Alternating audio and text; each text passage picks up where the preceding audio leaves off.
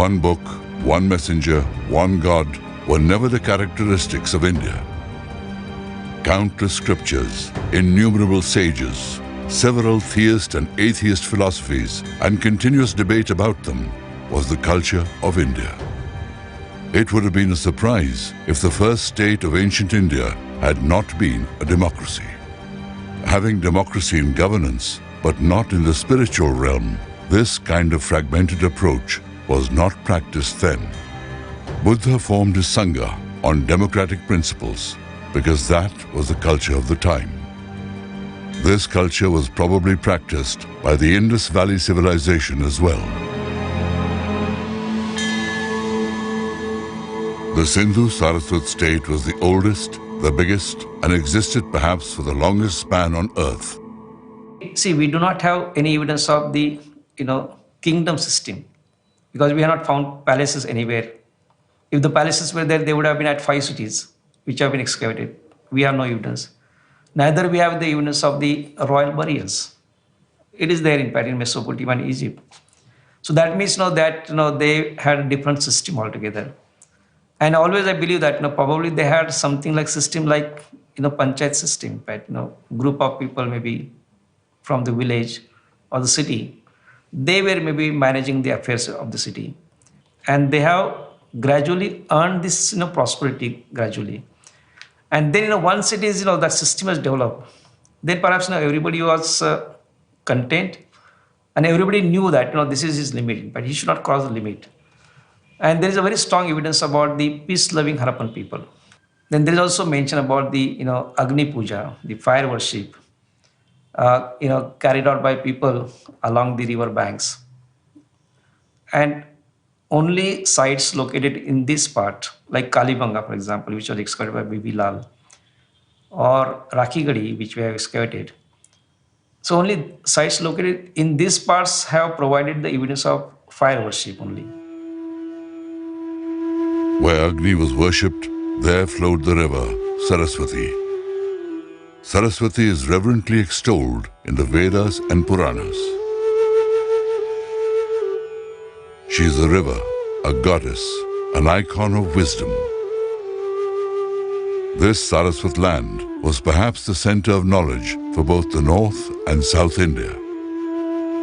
Therefore, Indians long to rediscover their lost Saraswati. One of the names of Saraswati is Bharati, the goddess of knowledge. Bharat was rightly named after Bharati because the civilization was built on knowledge right from the beginning. Knowledge means Gyan, and mastery over skillful knowledge is Gyati, or the word Jati. Several Jatis, the castes of India, ensured the continuity of skillful knowledge generation after generation. Because of this, India became the richest country in the world for the longest time in human history. The highest knowledge is Brahma Gyan. Brahmadesh and Bharat are synonymous. Agni and Gyan, wisdom, defined the cultural boundaries of India. The western boundary was Persia, the northern was Tibet. When these shores were attacked, the Parsis brought their sacred Agni to India, and the Dalai Lama brought back lost knowledge or Gyan. In these attacks, India lost her cultural boundaries, and humanity lost the great cultural continuities of Persia and Tibet.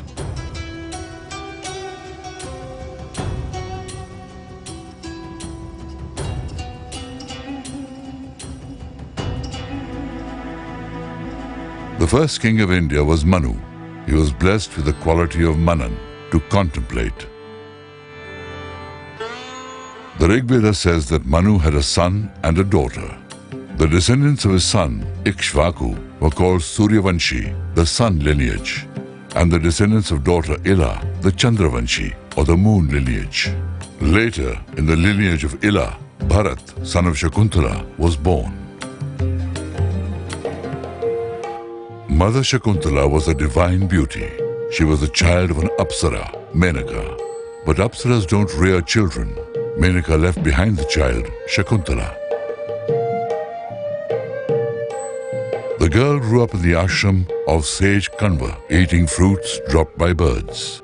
Nurtured by birds, so she was named Shakuntala.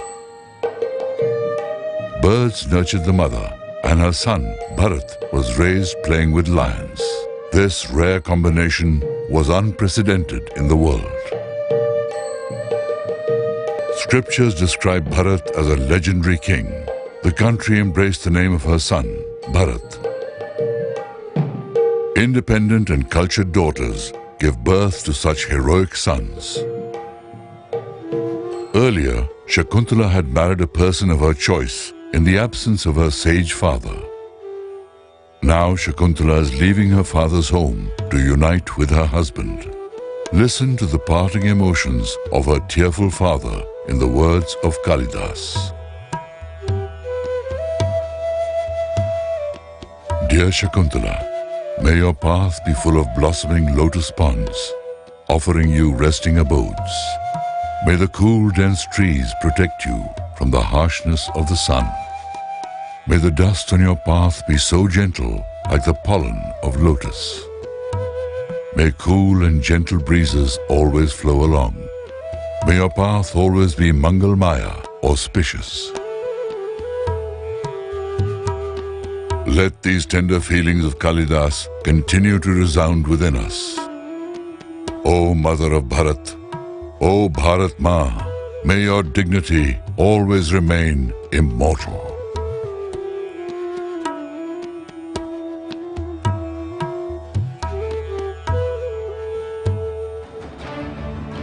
The first Jain Tirthankar, Rishabhdev's eldest son, was also named Bharat. He was a valiant emperor. The country Bharat was also named after him. Bahubali once defeated Bharat in war, but felt intense remorse for defeating his elder brother. Intense emotions can bring samadhi. He renounced the world and stood still in the forest in the Kayotsarg Mudra. Only a lion-hearted warrior can possess such firm stillness. With time, creepers climbed all over his body.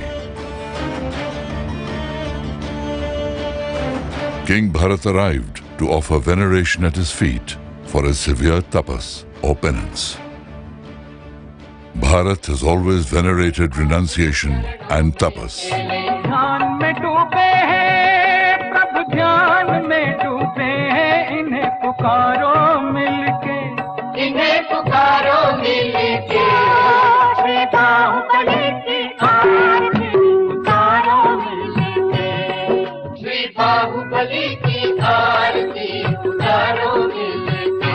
Living in the world detached like a lotus is far more difficult than renouncing the world.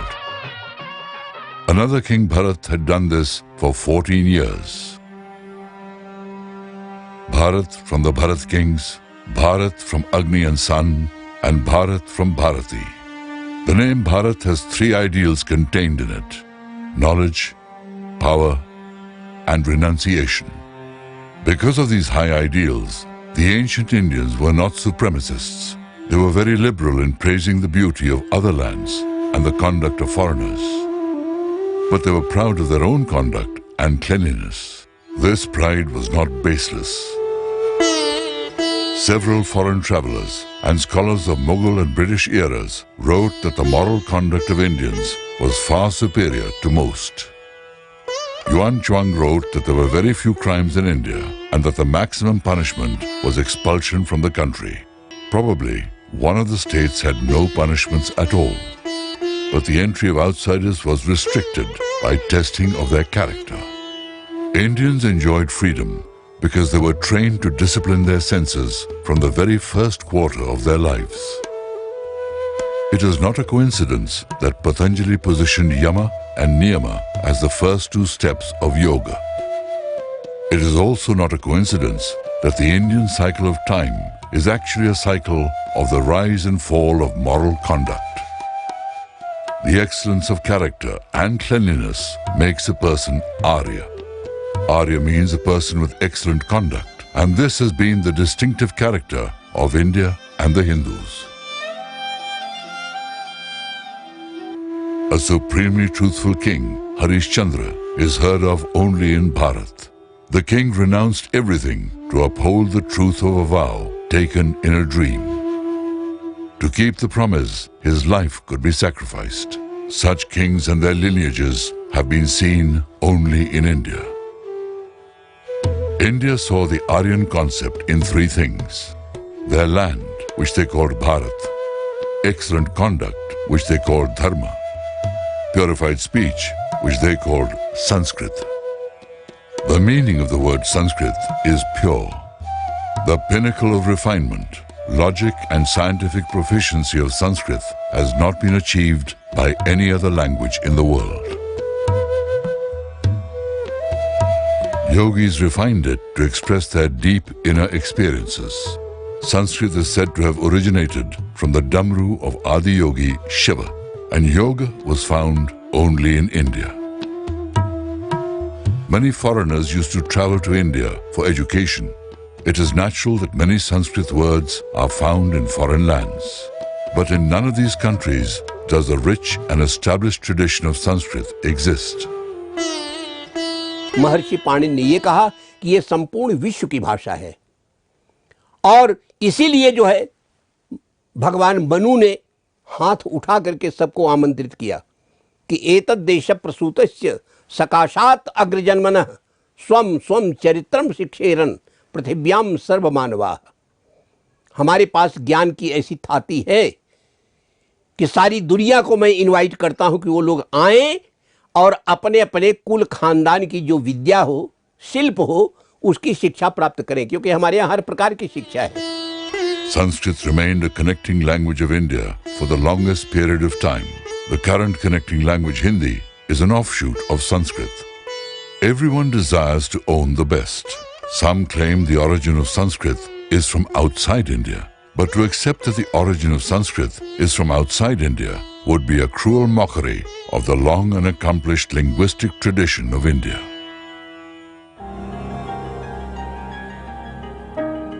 Foreigners used to call the land of Bharat as Hindus, Indus, Shinto, and her inhabitants Hindus. Around 300 BC, Greek writers called the land of Bharat India. And around the same time, the Iranian king Darius also called it Hindustan. The name Hindustan was certainly not limited only to the Sindhu Sover province.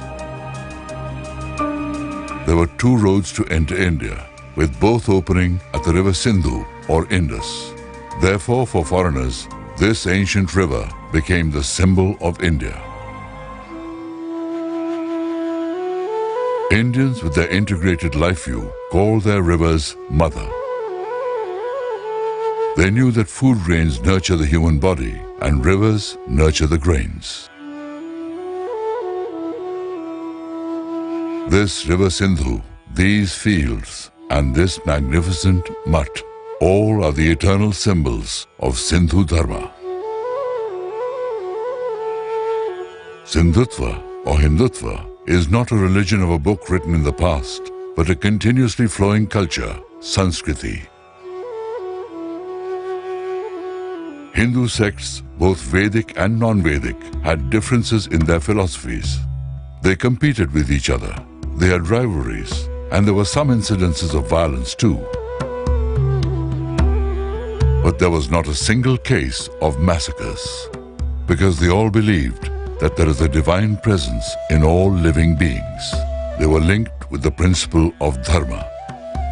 There were Jains and Vaishnavas, and Vaishnavas were vegetarians like the Jains. The Buddha and Tirthankaras are seen in the Vedic temples across India even today.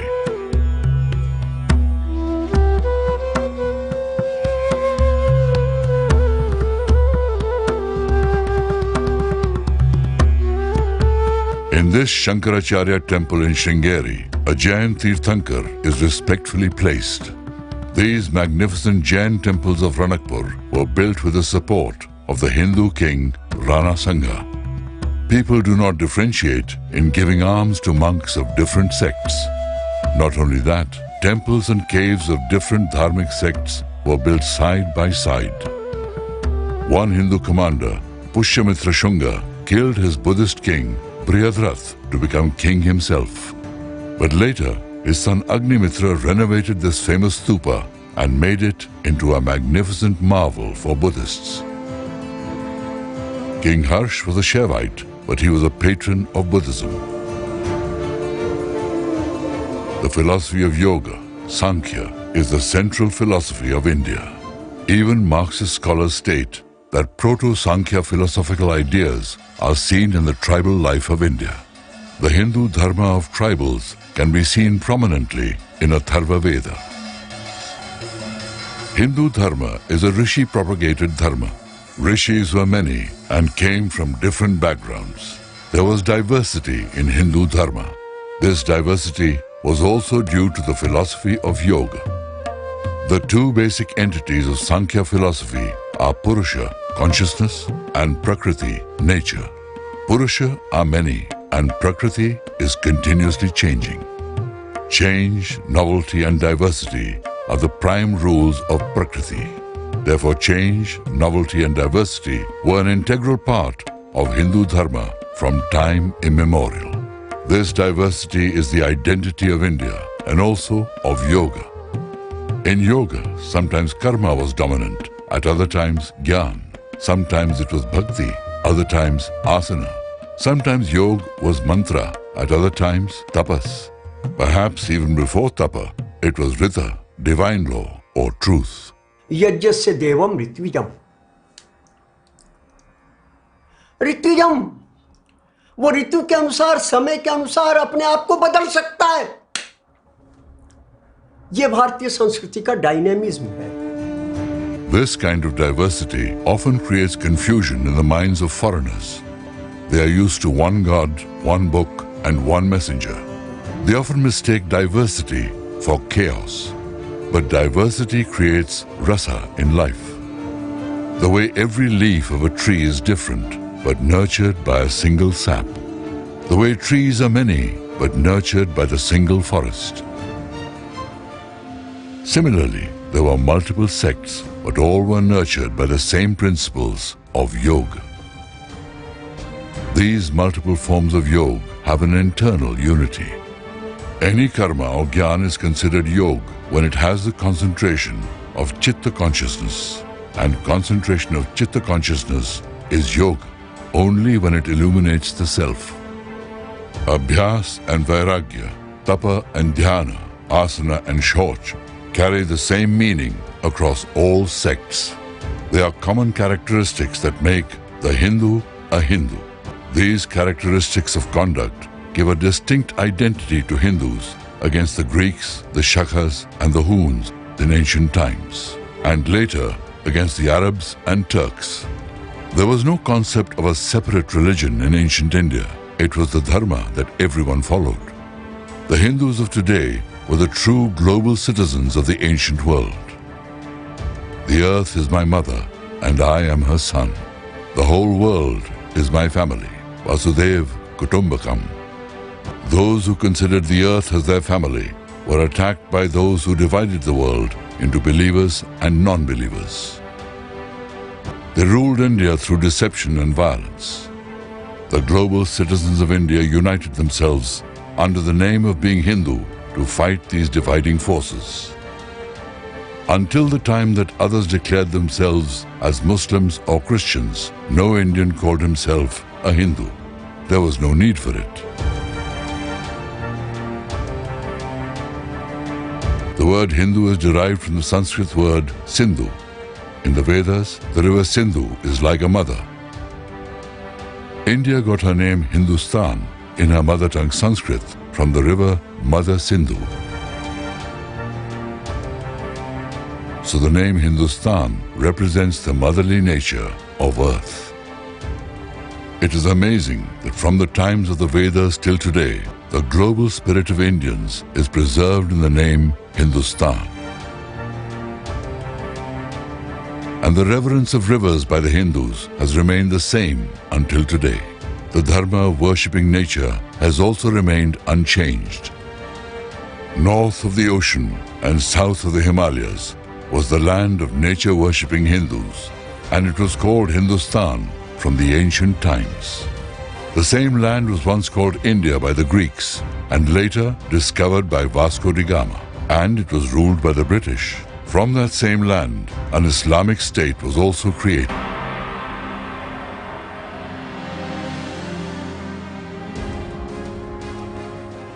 What kind of Hindustan was created which was devoid of the Sindhu, the Ganga Sagar, and Mount Kailash?